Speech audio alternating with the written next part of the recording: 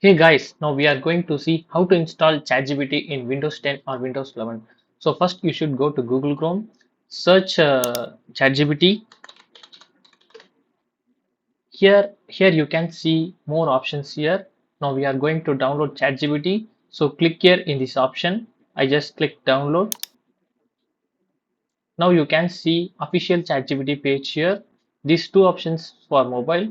Now we are going to download for desktop. So scroll down. You can see two options here. One is for Mac, another one is for Windows. I just click Windows because I have a Windows, so I just click Windows. Now you can see Microsoft Store page. Here click download and click save. Here you can see the ChatGPT installer is downloaded. Click here. Here you can see click install. The ChatGPT is downloading and installed. Yeah, ChatGPT is installed. Now you can see these applications. Now I'm going to log in.